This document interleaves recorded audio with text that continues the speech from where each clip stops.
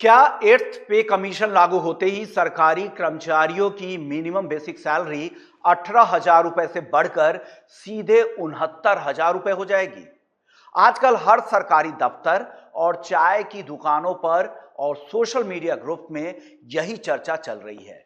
लेकिन क्या इस दावे में वाकई कोई सच्चाई है या यह सिर्फ एक सोशल मीडिया का भ्रम है?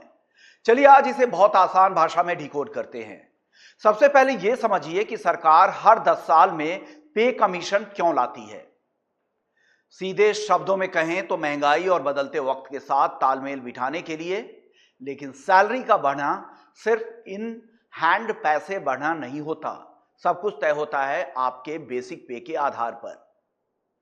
आपकी ग्रॉस सैलरी में बेसिक पे के ऊपर डीए, एचआरए और बाकी भत्ते भी शामिल किए जाते हैं। फिर टैक्स और एनपीएस कटने के बाद जो बचता है वो आपके खाते में आता है। इसलिए बेसिक पे में बड़ा उछाल आने का मतलब ये नहीं है कि टेक होम सैलरी भी उतनी ही रफ्तार से बढ़ेगी। अब आते हैं उस जादुई शब्द पर जो इस पूरी गणित को तय करता है। वो शब्द है फिटमेंट फैक्टर।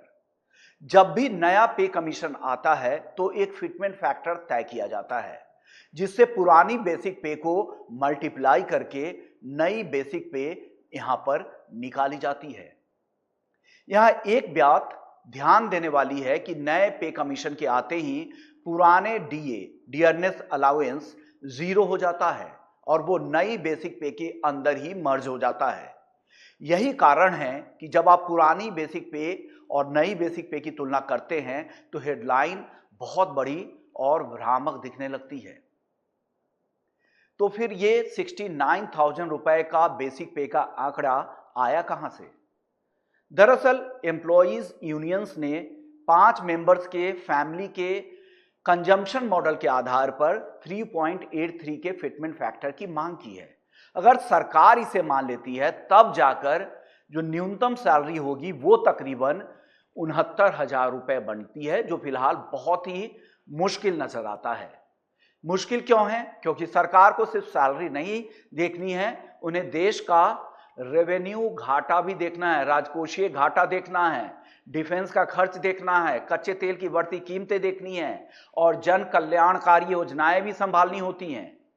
एक्सपर्ट्स और पॉलिसी एनालिस्ट का मानना है कि असलियत में फिटमेंट फैक्टर 2 से लेके 2.6 के बीच रहने की उम्मीद ज्यादा है।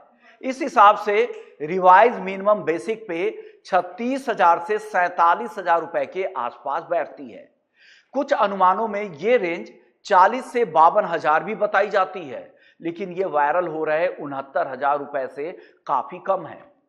एक और जरूरी बात, भले ही जनवरी 2026 से इसे इफेक्टिव माना जाए, लेकिन इतिहास जानता है कि सिफारिशें लागू होने और जेब में पैसा आने में वक्त लगता है।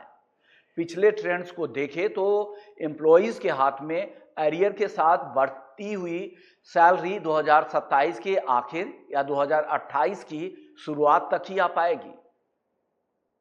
तो ये थी एट्थ पे कमीशन को लेकर पूरी रिपोर्ट बिजनेस 24 टीवी की टीम की तरफ से। इसी तरह की और कुछ रिपोर्ट चाहिए तो हमें कमेंट सेक्शन में जाकर बताइए, अगली रिपोर्ट वही होगी।